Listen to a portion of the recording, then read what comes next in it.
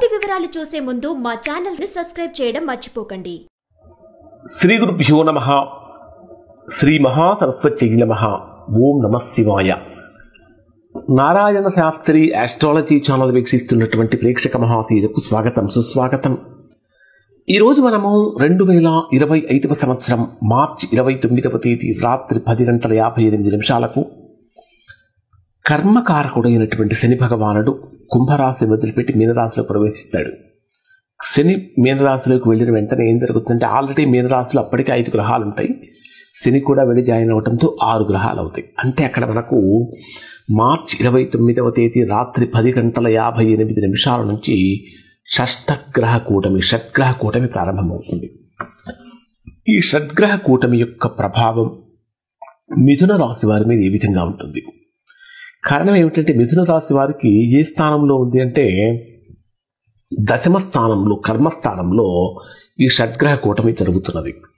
కర్మస్థానం అంటే మీరు మీ యొక్క వృత్తికి, ఉద్యోగానికి, వ్యాపారానికి ప్రధాన కారకమైనటువంటి స్థానంలో షడ్గ్రహ కూటమి జరుగుతున్నది. ఈ షడ్గ్రహ కూటమిలో ఉన్నటువంటి గ్రహాలు, షష్టగ్రహ కూటమిలో ఉన్న గ్రహాలు ఏమిటంటే, రవిచంద్ర గ్రహాలు, శనిరాహు గ్రహాలు, బుధ శుక్ర గ్రహాలు. ఈ 6 గ్రహాలు కూడా మీ రాశికి దశమ స్థానంలో జరుగుతున్నాయి. ఈ షష్టగ్రహ కూటమిలో ప్రధానమైనటువంటి కీ రోల్ పోషించేటటువంటి గ్రహాలు ఏమిటి అంటే శనిరాహు గ్రహాలు. శని రాహు గ్రహాల యొక్క కలయికను శపిత దోషము అంటారు. ఈ శపిత దోషం అనేటటువంటిది వ్యక్తుల మీద కన్నా కూడా వ్యవస్థల మీద కానీ, దేశాల మీద కానీ, ప్రపంచంలో కానీ కొన్ని రకాలైనటువంటి తీవ్రమైనటువంటి పరిణామాలకు దారితీస్తుంది. శని క్రూరగ్రహం, పాపగ్రహం. రాహు కూడా పాపగ్రహమే. ఈ రెండు పాపగ్రహాల యొక్క కలయిక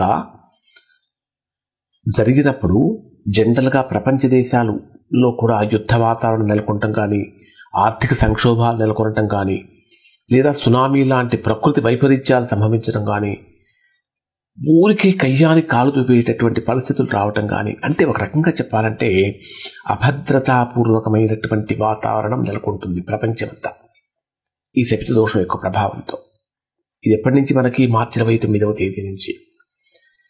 మరి ఎప్పటి వరకు ఈ యొక్క తీవ్రమైనటువంటి కక్షలు, కార్పణ్యాలు, ప్రతీకార చర్యలు ఉంటాయంటే మే 18వ తేదీ వరకు ఉంటాయి. సరే, ఇది వ్యవస్థలకి. మరి వ్యక్తులకు ఏ విధంగా ఉంటుందంటే, మిథున రాశిలో జన్మించినటువంటి వారికైతే మీ జన్మరాశికి దశమ స్థానంలో, అంటే కర్మస్థానం, అడ్మినిస్ట్రేటివ్ ప్లేస్లో ఈ 6 గ్రహాలు జరుగుతున్నాయి. జనరల్గా తీసుకుంటే మిథున రాశి వారు 1-2 విషయాలలో కనుక జాగ్రత్తలు పాటించినట్లయితే మిథున రాశి వారికి బ్రహ్మాండమైనటువంటి ఫలితాలు ఈ కారణంగా కలుగుతాయి. ఫస్ట్ పాజిటివ్స్ ఏంటో తెలుసుకుందాం.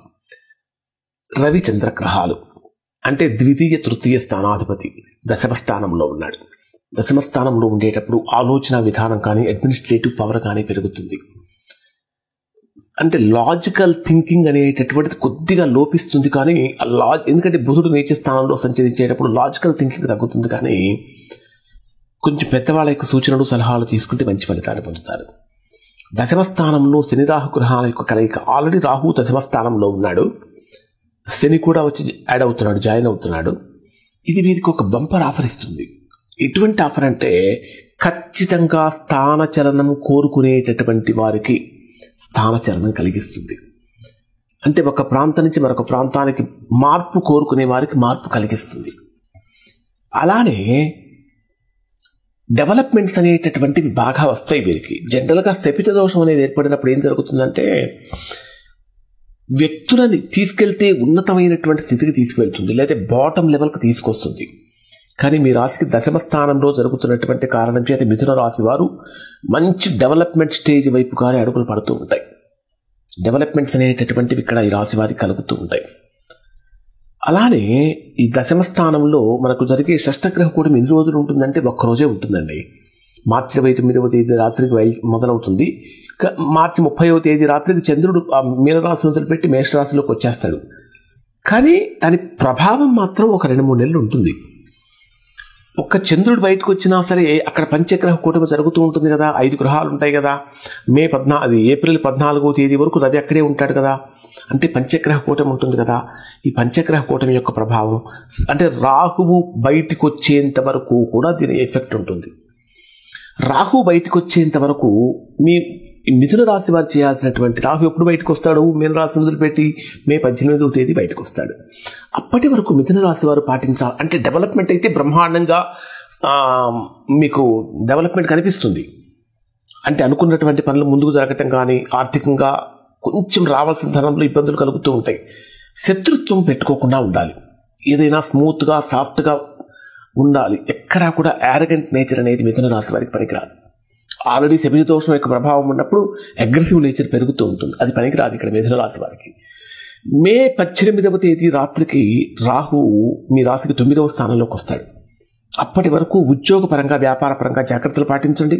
కానీ ఈ శపిత దోషం యొక్క ప్రభావంతో అబ్రాడ్ ఛాన్సెస్, విదేశాలకు వెళ్ళాలనుకునేవారు, లేదా ఉద్యోగపరంగా ఉన్నత పదవులు కోరుకునేటటువంటి వారికి, రాజకీయ రంగంలో ఉన్నటువంటి వారికి, శుక్రుడు కూడా ఉన్నటువంటి కారణం సినిమా రంగంలో ఉన్నటువంటి వారికి, ఓవరాల్గా తీసుకుంటే మిథున రాశిలో జన్మించినటువంటి వారికి కూడా ఆల్రౌండ్ డెవలప్మెంట్స్ అనేటటువంటి బ్రహ్మాండంగా కలుగుతాయి. కానీ కొంచెం నిదానమే ప్రధానం అన్నటువంటి సూత్రాన్ని కనుక పాటించినట్లయితే డెవలప్మెంట్ వస్తుంది. మిథున రాశి వారు పెద్ద తీవ్రమైనటువంటి ప్రతికూలతలు పొందే అవకాశాలైతే ఈ షష్టగ్రహ కూటమి యొక్క ప్రభావంతో లేవు. ఇవి మిథున రాశి వారికి సంబంధించినటువంటి షష్టగ్రహ కూటమి వల్ల కలిగే ఫలితాలు. శుభం.